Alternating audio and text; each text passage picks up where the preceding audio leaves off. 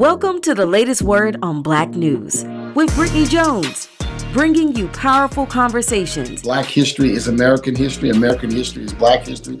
You don't study the history of America like history is a public relations exercise. Exclusive stories. That Black women in slavery, it's kind of like our bodies have never been our own. So you start to hear these stories, and these were stories about young women. They were not adults that was brutally raped. Thought-provoking topics. It's the voice of Black America right now, and it feels more like a choir than a preacher.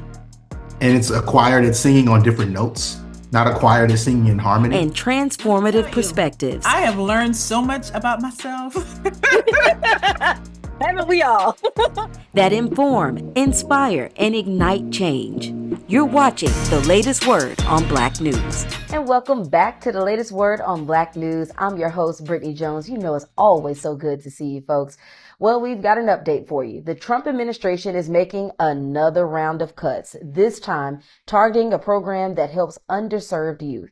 Studies show at least 50% of Job Corps students are Black. After 60 years in operation, Job Corps will shut down at the end of the month due to what the administration calls safety concerns and costs. One community activist describes to CBS News Detroit how the program helped one student battling homelessness. Let's take a listen. I spoke with local community activist Pastor Mo, who told me the story of one young man and his struggling homeless mother. Put our son in Job Corps to get him out of her car. But when it shut down, it put the son back in the car.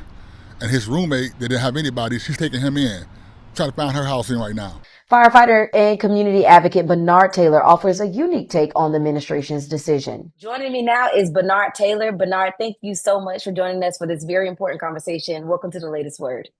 Oh, thank you for having me. Very much appreciated.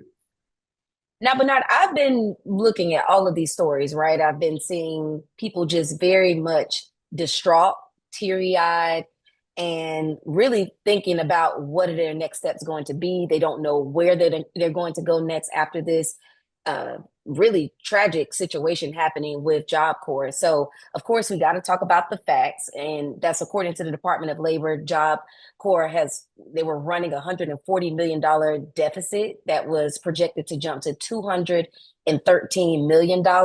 So the decision to axe the program has drawn criticism. Just tell me a little bit about your thoughts about that. Well, just from my perspective, growing up in the neighborhood that I grew up. So originally I'm from Miami, and I grew up in a place in Miami called Carroll City.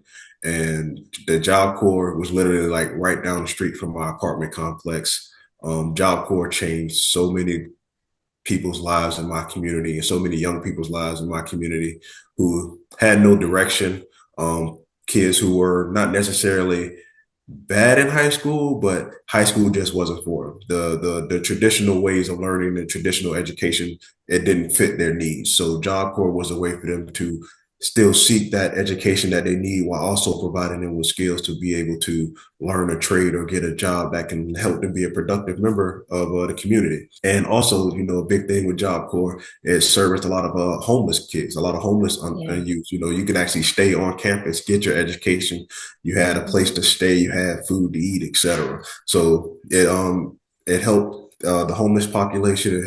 It just helped kids in general. And the fact that that program is no longer going to be here is devastating, man. I know me personally in my own family, I know family members, have little cousins that have went to Job Corps, not just here in Florida, but to the Albany campus up in Georgia.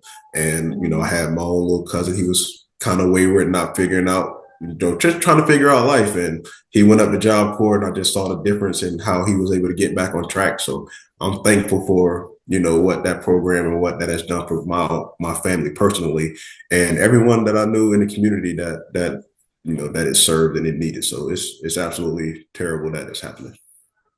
It is. And like I said, just watching those videos of people, once they kind of heard of the news, how it was heartbreaking just to see them literally in tears. And one guy was packing up his car and he said, I'm going to go stay with a family member, but honestly, I don't know what's happening next. And you touched on this a bit because you really had a front row seat into it, knowing how it's impacted your family, but also talk about what this means for these folks who already have very limited opportunities in our communities. So again, like I said, it's a program that taught you, trade skills. It taught you not necessarily the skills you need to maybe go get a college degree and pursue that. Because let's just be honest, college isn't for everyone, but it did give you a meaningful opportunity to earn a skill that can provide you with enough income to be, again, a contributing member to society, and also to benefit your family and your potential family down the road. It provided you with a career that can give you real stable income and not just a low minimum wage job.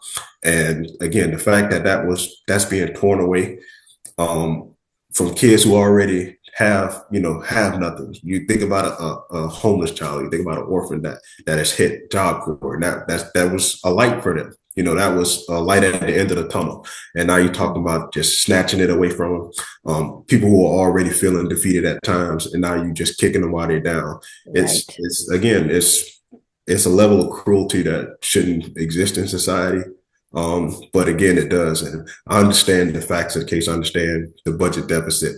But as I was explaining to someone, that asked me about it, when you have a restaurant and the restaurant's not doing well, you don't just blow the restaurant up off top. You bring in new management, you bring in new people. Let's see if we can turn this around. Let's see what we did wrong and see if we can fix it before we just throw it all away. And so the fact that they're not doing that, they're just throwing it all away, is extremely disappointing. That's really, Bernard, it's really a great analogy, because you think about how much work people put in when they say they want to save a business. Going back to COVID, remember, there was like a huge bailout from the government with even the airline industry. So you think about how they work so hard to save those types of businesses or corporations. But when it comes to these people who are really going to be impacted by this, we want to see the same. Exactly. We want the same fight for people that are marginalized and the most vulnerable, the same fight that they give to those who have more than enough when they don't really need it. We just want fair and equal fight for us as well. And again, we shouldn't have to ask for it. Again, it should be something that we as a society strive for, to be able to uplift. It's an old saying, rising tides lift all boats. And for some reason, we poking holes in people's boat and just letting them sink. Mm-hmm. Now, you offer an interesting perspective and something that's near and dear to my heart, because I lost my fiance in the line of duty as a firefighter. You're a firefighter-paramedic in Palm Beach County right now. And so you really have a unique perspective in terms of being really involved in your community and the work that you do when it comes to saving lives and rescuing people. So talk about, how do you see the connection between cutting job training programs like this one and a long-term safety and stability of our neighborhoods? Well, again, the fire service, I'm sorry for your loss. I know it can be very, very devastating losing a loved one, especially in this business. Knowing what we go into, knowing what we signed up for, yes, is extremely hard on our family members, more so than people realize. So again, I just want to apologize. I'm sorry that happened to you. And I'm pretty sure he was a good man if he ended up with you. So, yeah, exactly. So, but my thing is, like, this career saved my life. I had no direction. You know what I'm saying? I was very smart. I graduated top of my class when I was in high school. I went to college. I did the athletic thing. I got the scholarship. I was like every, young kid. I thought I was going to be in the NFL. Injuries and a host of other things obviously didn't help that dream come true. So I was floating aimlessly through my 20s. I tell young kids all the time when I'm talking with them that see me now, I say, I'm 36 now. You didn't want to see me when I was 23, 24, working all kind of dead end jobs, just trying to figure out life. It wasn't until, I got with a mentor of mine who was a firefighter herself, and she kind of pushed me into this career and was telling me, kind of just, egging me on, just keeping encouraging me and giving me more information about this career and the training behind it. And again, people don't see firefighting as a trade skill, but it really is a trade skill. You can become a firefighter, EMT, paramedic within a matter of a year to 2 years. If you do it really fast, like I say, you can do it in a year. So it's essentially another job trade skills program. And this job has created, so many opportunities for me, and not to mention it's lifted me up out of poverty, out of a low income situation to where I'm not considered to be a middle class American. And I try to, again, I encourage young people at all times. It's like, hey, college is great, go to college if that's what you want to do. But there are programs and there are different trades and different skills that you can learn that can lift you out of these circumstances that you're in now. It's not something that can't be done. It's not something that you're just stuck into. And again, these programs don't take long. Like I say, you can earn a welding license. I have two brothers who are welders. They went to welding school in Jacksonville. They earned that in less than a year. And now they're both, again, we all grew up in the projects, and now we're all able to provide for our families and have stable income and have retirements. I didn't know what a retirement account was until I became a retirement. So like all these different things that I've been exposed to in the education that I've gotten, all because I decided to pick up a trade skill, all because I decided to go into a technical school program to teach me that skill, has allowed me to be where I am today. And I just encourage everyone to look into that, especially young men who look like me, and young women who look like me. If you ain't got no direction, you have programs, you have skills that you can pick up. And that's what saddens me about the whole Job Corps situation, because that was a program for people, because let's be honest, trade school costs. And some people, they will love to pick up a trade, but they don't have the necessary funds to go to school. I was blessed enough that I had enough people around me to come up with the funds together in order to send me to school. Not everybody doesn't have my situation. So the fact that there was a government funded program to get these young kids and people up to, I believe, the age of 25 could go to Job Corps and learn these things, and again, become productive members of society. So it saddens me, because I know the opportunity was there to change so many lives, and it has changed a lot of lives.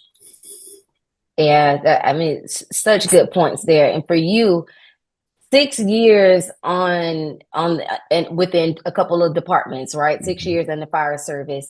What was that light bulb for you that went off that said, I want to transition from fighting fires, physically, to I want to go fight fires politically? And how did you, say, hey, you know what? I want to reach that level of advocacy? I think it's just the empathy in me. My job, you can't do what I do and not feel for others and not be empathetic. People call 911. They're not calling to say hi. Every 911 call, someone is calling, they are at probably one of the lowest points in their life. So I'm constantly running calls on just despair, like people in need, people in trouble. There's never a happy 911 call. I have yet to come across one. If you find someone who has come across a happy 911 call, please let them tell their story, because it needs to be circulated. So just seeing the way it affects my community, everything that's going on, whether it be the potential cuts to these programs that people rely on.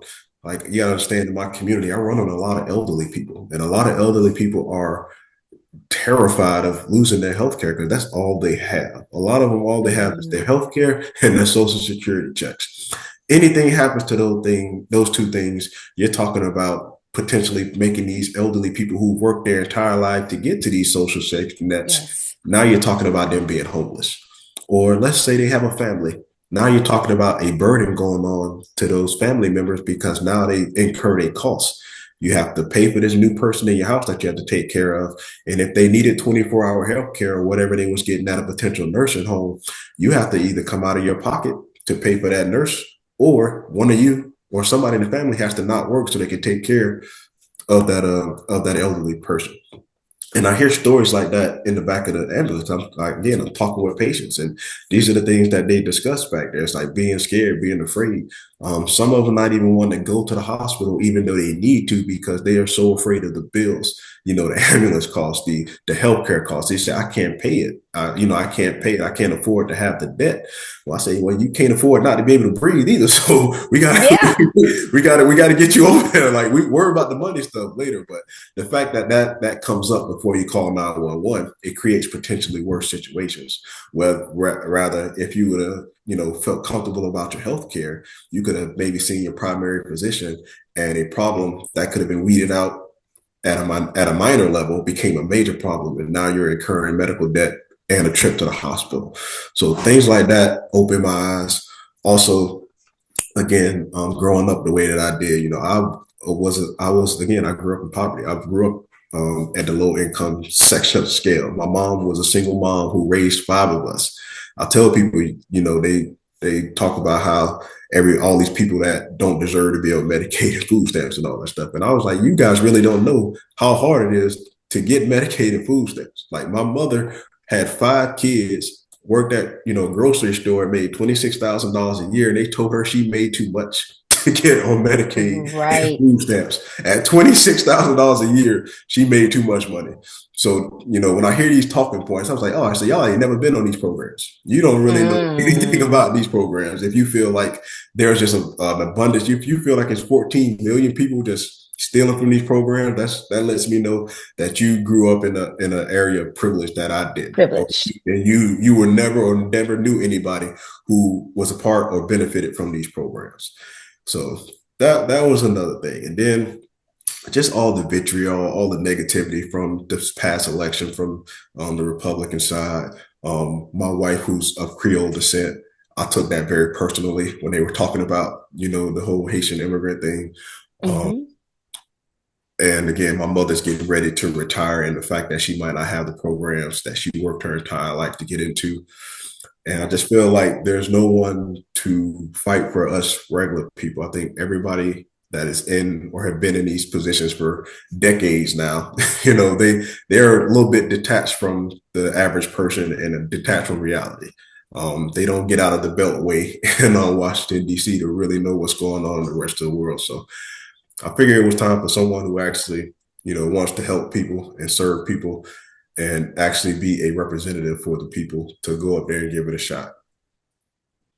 Yeah, and kudos to you actually taking that moment and saying that this is my family. These are real people that are being impacted, and and saying, what can I do about it? Because sometimes people will say, oh man, I wish there was something we can do. So just sending all the support to you for even just saying that you wanted to take that step out on faith and say, I'm going to try this because my family and families around me will be impacted or have been impacted rather by what's been happening. So that's amazing because you're preaching to the choir, the people where you said a lot of these people have never gone through these programs. They haven't had this experience, so they don't know. But our community, the Black community, quite a bit of us have had somebody, if it wasn't us personally, we've been touched by somebody, our cousins or somebody we know has actually had this experience. And it's not all just because people just don't want to work.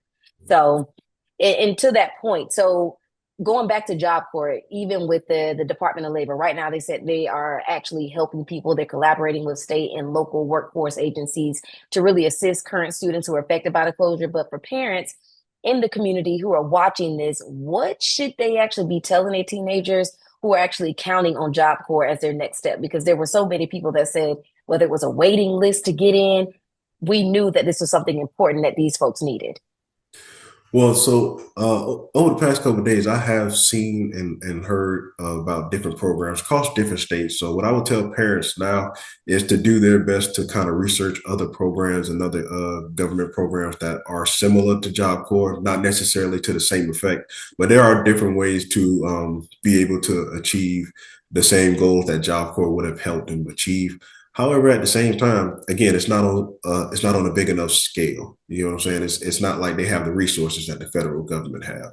The state of Florida doesn't have the same resources as the state of New York, or the state of Kentucky definitely doesn't have the same resources as like California.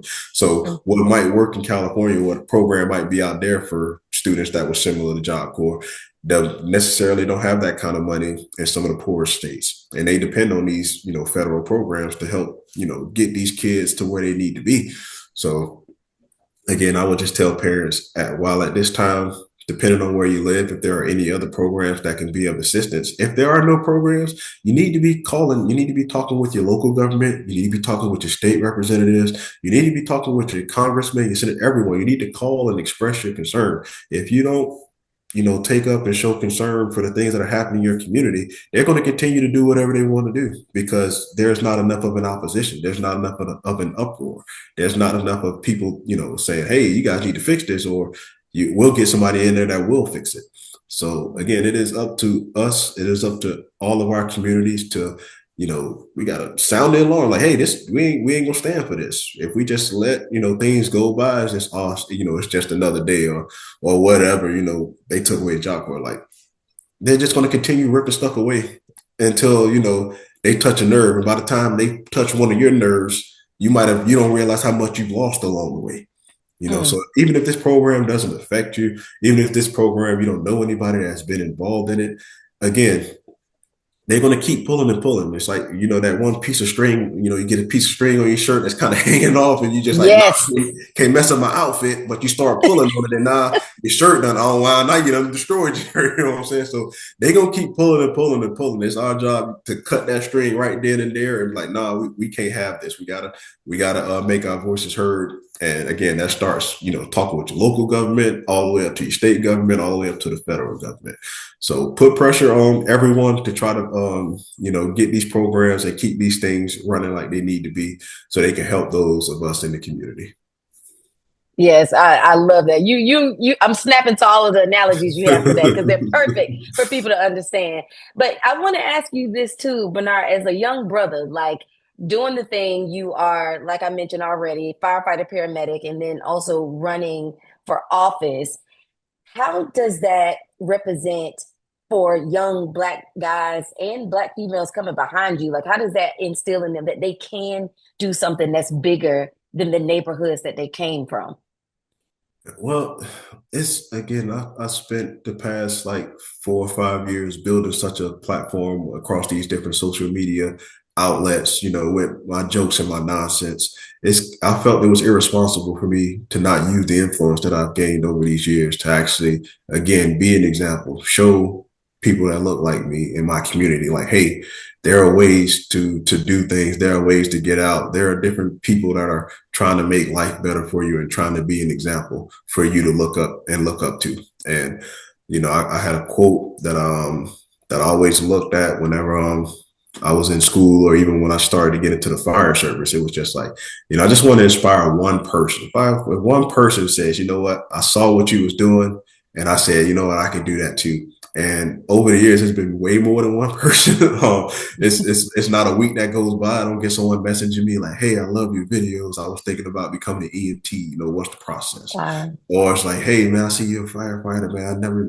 I love what you're doing. You make it seem so much fun. Like, what's the process to becoming a firefighter? And it's just like, there are people who have been doing this far longer than me. There are brothers and sisters who have been doing it far longer than me. So I felt it would be, disrespectful for those that laid the pathway in this career for me not to be able to use my influence to spread the word and give it out to as many young brothers and sisters as possible. Because in our country, we're only 8.4% of the entire population of the fire service. Only 8% of us, and that's Black men and Black women. So there's definitely more room to grow. But again, I never even looked into the fire service. I didn't look into, the benefits of being a firefighter. I didn't look at the fact that they only work 8 to 9 days a month. I didn't know that, they get a pension that once you retire, you get paid for the rest of your life.